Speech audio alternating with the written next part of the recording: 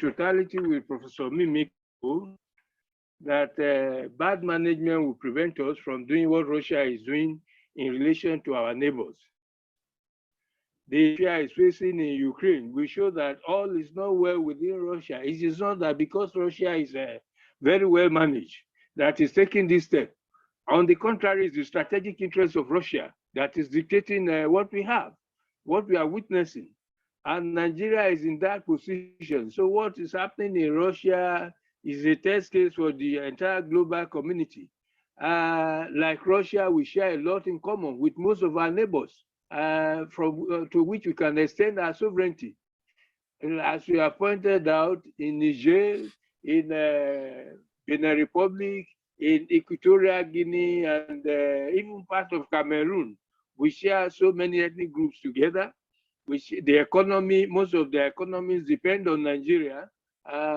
In Cotonou here, our oil is, the boundary and so on and so forth. I had alluded earlier on that our sovereignty was one threatened from Equatorial Guinea. Majority of the workers there are people of Nigerian extraction. So if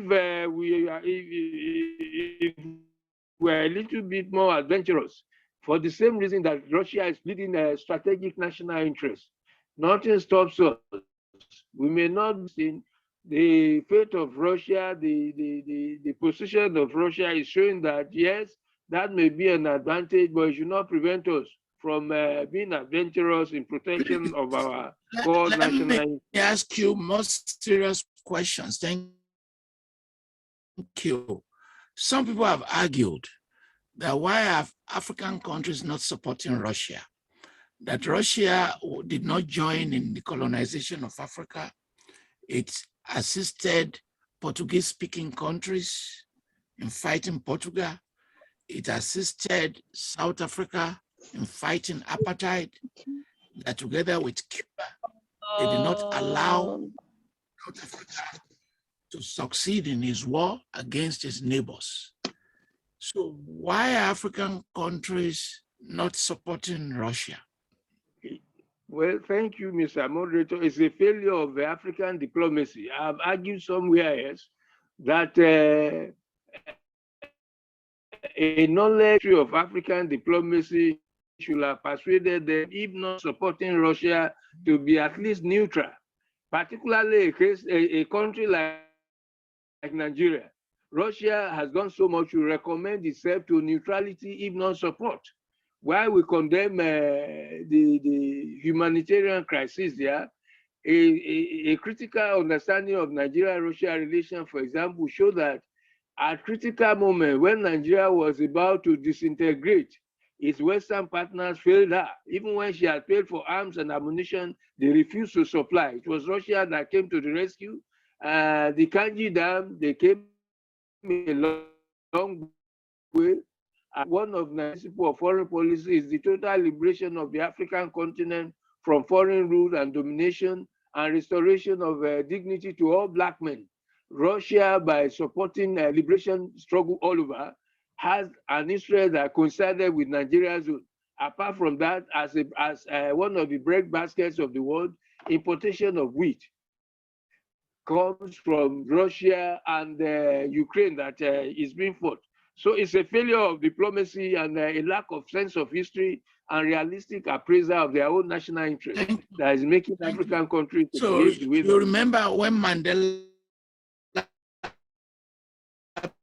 became pressured him not to have anything to do with Palestine, with Castro, Cuba, and he refused. Yes.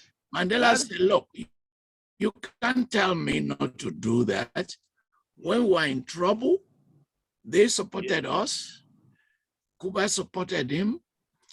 They said, don't have anything to do with Gaddafi. Mandela refused. He said, why will he not have something to do with Gaddafi?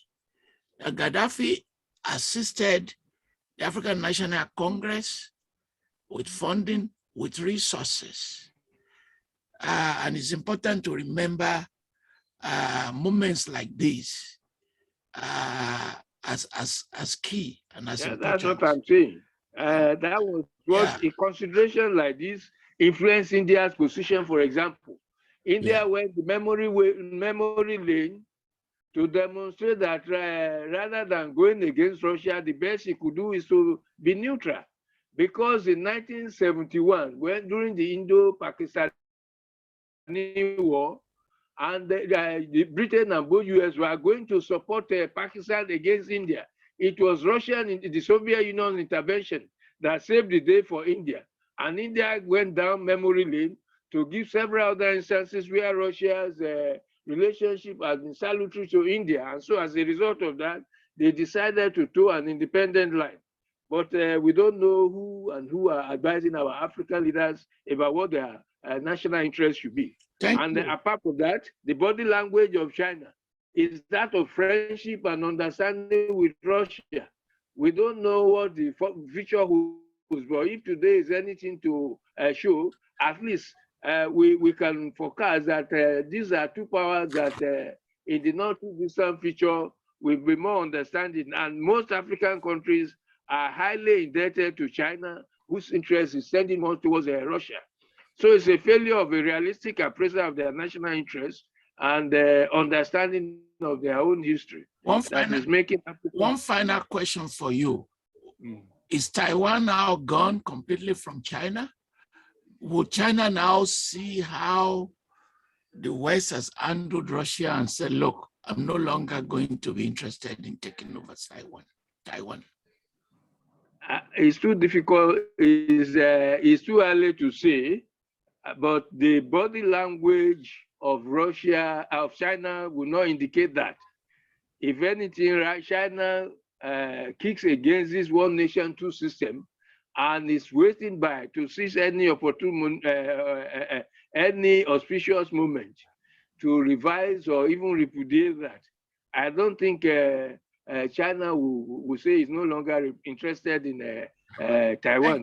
Thank you, sir. Professor Akinyeye, please, let's spotlight you. You are our host. We should